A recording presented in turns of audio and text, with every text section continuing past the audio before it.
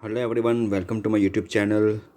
आज हम बात करने वाले हैं semester 1 chapter 7 insulators and semiconductors के बारे में।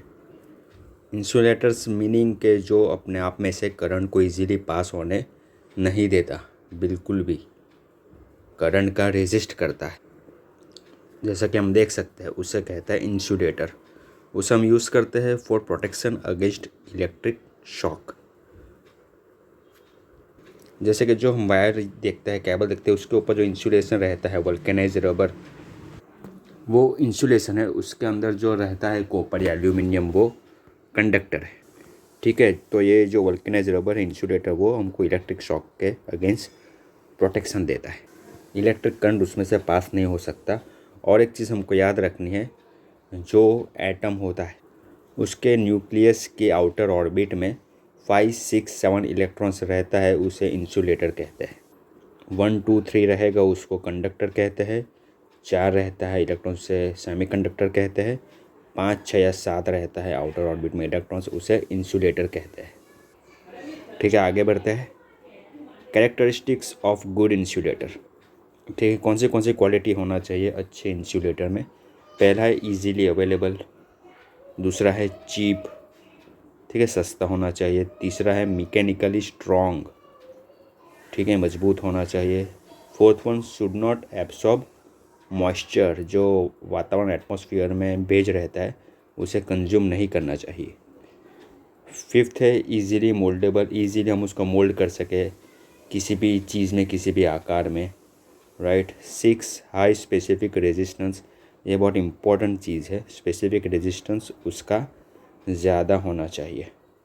Next, high dielectric strength, ये भी जानना बहुत ज़रूरी है। डाई इलेक्ट्रिक स्ट्रेंथ हाई रहना चाहिए, मतलब कि वोल्टेज बेयरिंग कैपेसिटी, ज़्यादा वोल्टेज उससे बेयर होना चाहिए, सहन होना चाहिए इंसुलेटर को, right. Next, negligible temperature effect, जो भी एटमॉस्फेयर है, तापमान है, उसका इफ़ेक्ट निग्लिजिबल, कम होना चाहिए या ना के बराबर होना चाहिए। ठीक है, ये स्पेसिफिक रेजिस्टेंस के बारे में एक बात बता दूँ। हाई स्पेसिफिक रेजिस्टेंस रहेगा तो लीकेज करंट कम रहेगा और पावर लॉस कम रहेगा, इसीलिए हाई स्पेसिफिक रेजिस्टेंस मस्ट है। आगे बढ़ते हैं।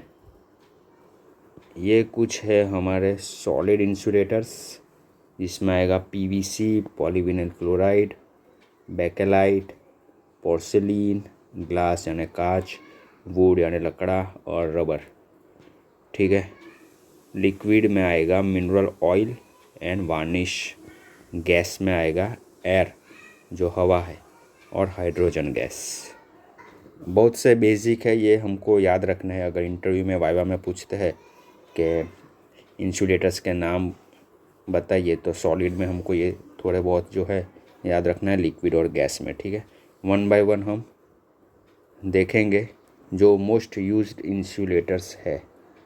ठीक है, जैसा कि हमने आगे बात की वल्केनाइज्ड रबर की, जो हमारा वायर पे ऊपर इंसुलेशन रहता है, उसमें कौन सी कैरेक्टरिस्टिक है, high dielectric strength and insulation on wire पे यूज़ होता है, जैसे हमने बात किया। ये जो वल्केनाइज रबर होता है, वो जो नेचुरल रबर होता है, उसमें सल्फ़र और दूसरे मिनरल्स ऐड करके उसे बनाने में आता है, जो बहुत नरम और मोल्डेड, इजीली मोल्डेड होता है, और उसके डाइलेक्ट्रिक स्ट्रेंथ बहुत अच्छी, ऊंची रहती है। तो इसका जो उपयोग हम कर सकते हैं, जो वायर का ऊपर इंसुलेशन होता है उस पर। आगे बढ़ता है एबोनाइट। ये जो वल्केनाइज रबर है, उसमें सल्फ़र ऐड करके 150 डिग्री सेंटीग्रेड के टेम्परेचर पे उसको हीट करने में आता है, तब एमोनाइट बनता है। वो स्ट्रॉन्ग सब्सटेंस है, और उसका जो यूज़ है हमने लिखा है पैनल बोर्ड, शीट, स्विच और मीटर कंटेनर में होता है। आगे बढ़ते हैं माइका, गुजराती में अबड़क बोलते हैं इसे। बहुत यूज़ होता है माइका, ठीक है, ये याद रखना है। ये जो फायर रेजिस्टेंट है, बहुत अच्छी क्वालिटी है। फायर रेजिस्टेंट, आग को रेजिस्ट करता है। नॉन हाइग्रोस्कोपिक, यानी वातावरण के अंदर जो बेज होता है, मॉइस्चर होता है, उसको एब्सॉर्ब नहीं करता। ओके, और लास्ट में है कैन कंडक्ट हीट, जो गर्मी है उसको अपने आप में से पास होने देता है। ये बहुत ही इम्पॉर्टेंट है, ठीक है। फायर रेजिस्टेंट लेकिन can conduct heat. Dielectric strength की जो बात की जाए तो वो बहुत ही हाई है इसका।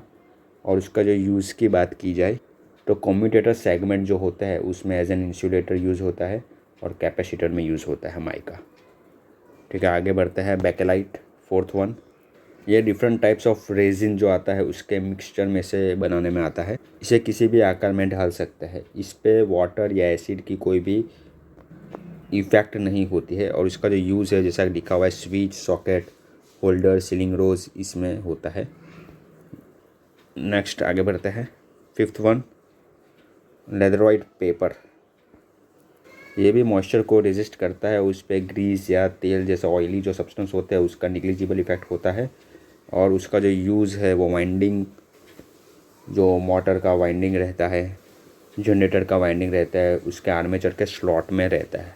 लेदरवाइट पेपर याद रखना है इसे भी, आर्मेचर वाइंडिंग के स्लॉट्स में। ओके आगे बढ़ते हैं, मिनरल ऑयल। हमने देखा कि ये लिक्विड इंसुलेटर है और इसका जो यूज़ होता है ये हमें याद रखना है कैपेसिटर और ट्रांसफार्मर में एज एन इंसुलेटर। आगे बढ़ते हैं नेक्स्ट 7 पोर्सेलिन। पोर्सेलिन जो हमारी ओवरहेड लाइन होती है उसमें इंसुलेटर के बतौर उसका यूज़ होता है और वो फायर रेजिस्टेंस है, ठीक है। जो फायर है उसका रेजिस्ट करती है। किटकैट फ्यूज़ जो होता है उसी में भी पोर्सेलिन का यूज़ होता है। इम्पोर्टेंट सब्सटेंस है, ठीक है। नेक्स्ट 8 ग्लास यानी कांच। वाटर रेजिस्टेंट है, हमको पता है कांच हमने देखा हुआ है। किसी भी आकार में उसको ढाल सकते हैं। उसका जो यूज़ है lamp, fluorescent tube, overhead line, ठीक है, इंसुलेटर, ग्लास टैप वगैरह जो भी है उसको बनाने में होता है। 9 asbestos. Heat, flame, fire and electricity सबका इंसुलेटर है ये, ठीक है। और जब इसे ऑयल में डुबाने में आता है तो उसका जो अवाहकता है जिसे कहते हैं इंसुलेटर की जो क्वालिटी है उसमें बहुत ज़्यादा बढ़ावा होता है। और उसका जो यूज़ है वो एज एन हीटिंग एलिमेंट के बतौर हीटर, आयन, ओवन जिनका जो यूज़ होता है हीट प्रोड्यूस करने में उसमें होता है, right. Next one varnish insulation, varnish भी कहते हैं इसे। अगेन सेम, ये भी लिक्विड इंसुलेटर है। मोटर, जनरेटर, ट्रांसफार्मर पर जो हम वाइंडिंग करते हैं उसके ऊपर हम वार्निश लगाते हैं जिसकी वजह से इसका इंसुलेशन और बढ़ जाता है, ठीक है। आगे बढ़ते हैं। इसके अलावा जो है वुड रहेगा, पेपर रहेगा, एनिमल रहेगा, पीवीसी, पॉलीविनाइल क्लोराइड रहेगा। जो एयर है हमारी, ठीक है, वो भी गैसियस इंसुलेटर है, ठीक है, नेचुरल। इसके अलावा गैसियस इंसुलेटर में हाइड्रोजन और नाइट्रोजन रहेगा। एनिमल के बारे में एक चीज़ बता दूँ, सुपर एनिमल जो कॉपर वायर आता है वो केमिकल प्रोसेस से हम तैयार कर जो है लिक्विड तैयार करते हैं ब्राउन कलर का। उसे कॉपर के वायर पे जो हम लिक्विड लगाते हैं उसे कहेंगे एनिमल, राइट। SE बोलते हैं, SE wire, super animal wire, ठीक है। उसका जो यूज़ होता है वो वाइंडिंग करने के लिए होता है। मोटर, जनरेटर, ट्रांसफार्मर, ठीक है। और एक जो हमें जानना ज़रूरी है वो है PVC, पॉलीविनाइल क्लोराइड। उसका जो यूज़ है इलेक्ट्रिकल एसेसरीज है, कॉन्ड्यूट पाइप है, टैप है, वायर का जो इंसुलेटर रहता है उसमें रहता है, राइट। यहाँ पे जो है स्क्रीन पे आपको दिख रहा है हाईएस्ट डाई इलेक्ट्रिक स्ट्रेंथ किस मटेरियल में रहेगा, ये क्वेश्चन पूछा जा सकता है। तो मैंने लिखा है वल्केनाइज रबर का हाईएस्ट डाई इलेक्ट्रिक स्ट्रेंथ है और उसका जो मेज़रमेंट रहेगा किलोवाट पर mm। आज जो एग्ज़ाम हुआ इसमें ये क्वेश्चन था, राइट। किलोवाट पर mm डाई इलेक्ट्रिक स्ट्रेंथ का मेज़रमेंट। और वल्केनाइज रबर जो मैंने यहाँ लिखा हुआ है इसका जो डाई इलेक्ट्रिक स्ट्रेंथ है 30 to 50 किलोवाट पर mm, राइट। सेकंड नंबर जो है एबोनाइट का आता है जिसका 30 to 40 है किलोवाट पर mm। And third one mica है जिसका 20 to 40 किलोवाट पर mm डाई इलेक्ट्रिक स्ट्रेंथ है। डाई इलेक्ट्रिक स्ट्रेंथ यानी उसका मीनिंग है वोल्टेज बेयरिंग कैपेसिटी, जितना हाई उतना ज़्यादा अच्छा, ठीक है। इसमें और लिखा हुआ है लोएस्ट डाई इलेक्ट्रिक स्ट्रेंथ, ठीक है। वुड और वार्निश, वुड का जो रहेगा 0.5 किलोवाट पर mm और वार्निश का रहेगा 2, ठीक है, याद रखना है। आगे बढ़ते हैं अच्छा, आगे बढ़ने से पहले इस वीडियो को लाइक ज़रूर कर दीजिए अगर आपको ये वीडियो अच्छा लगा हो तो। और नेक्स्ट टॉपिक आप किस चीज़ पे डिस्कस करना चाहते हैं वो कमेंट करके बता दीजिए। अपने दोस्तों को शेयर कर दीजिए और सब्सक्राइब करना ना भूलें और ये बेल आइकन बिल्कुल ज़रूर से प्रेस कर दे।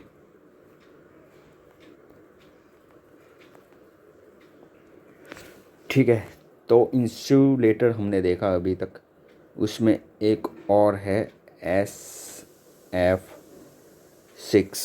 जिसका नाम हो गया सल्फ़र हेक्सा। हेक्सा यानी 6, सल्फ़र हेक्सा फ्लोराइड। बहुत ही अच्छा इंसुलेटर है। फ्लोराइन के साथ सल्फ़र को जब जलाने में आता है तो ये SF6 बनता है, जिसका डाई इलेक्ट्रिक स्ट्रेंथ बहुत अच्छा है और ये नॉन इनफ्लेमेबल है। Non inflammable insulator gas SF6 पूछा जा सकता है एग्ज़ाम में, याद रखना है हमको। और हमने जो आगे देखा गैस में एयर और नाइट्रोजन, उससे ये बेटर है। यूज़ की बात कीजिए तो उसका यूज़ सर्किट ब्रेकर में होता है। हमने देखा है SF6 सर्किट ब्रेकर और ट्रांसफार्मर और कुछ स्पेशल स्विचेस में उसका यूज़ होता है। ठीक है, तो SF6 हमको याद रखना है। लास्ट टॉपिक पे आते हैं आज का, सेमीकंडक्टर।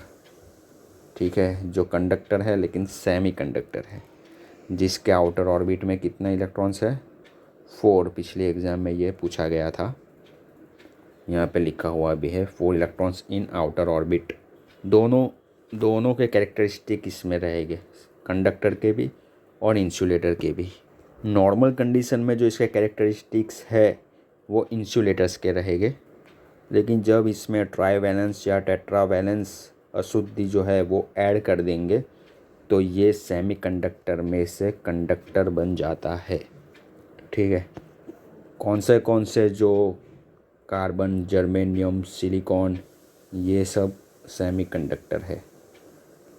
इम्पोर्टेंट है, याद रखना है इसे। और what are the uses of semiconductor, उसका आंसर आएगा डायोड, ट्रायोड, ट्रांजिस्टर, LED। इन सब में सेमीकंडक्टर्स का यूज़ किया जाता है। ये सारे इलेक्ट्रॉनिक्स मटेरियल है, राइट। तो आज हमने देखा इंसुलेटर्स। ठीक है, इंसुलेटर्स में कैरेक्टरिस्टिक्स देखी, बहुत सारे इंसुलेटर्स देखे, गैस, लिक्विड, सॉलिड। ठीक है, वल्केनाइज्ड रबर, एबोनाइट, अब्रक, bakelite, leatheroid paper, mineral oil, porcelain, glass, asbestos, varnish, ये सारे डिटेल्स में देखे। उसके अलावा हमने paper, wood, animal, PVC, air, SF6, nitrogen, hydrogen के बारे में भी इम्पोर्टेंट पॉइंट्स डिस्कस किए। डिटेल में हमने डाइलेक्ट्रिक स्ट्रेंथ के बारे में समझा, जाना, जिसका यूनिट है kW/mm, ये हमको याद रखना है। और लास्ट में हमने देखा सेमीकंडक्टर के बारे में। तो आई होप कि आपको जो ये आज का लेक्चर है वो अच्छा लगा होगा और कुछ नया सीखने को मिला होगा। आप लोग ये सारे पॉइंट्स याद रखोगे जो आपको इन फ्यूचर याद आ सकते हैं।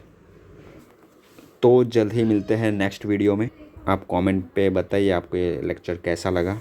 और आज जो एग्ज़ाम हुआ उसका भी पेपर सॉल्यूशन हम करने वाले हैं। बहुत सारे लोग के कॉल्स आए, मैसेजेस आए। 2 या 3 दिन में हम वो पेपर सॉल्यूशन कर लेंगे। इसी तरह इस चैनल को सपोर्ट करते रहिए। ठीक है, जल्द ही मिलते हैं नेक्स्ट वीडियो में। थैंक यू सो मच इस वीडियो को देखने के लिए।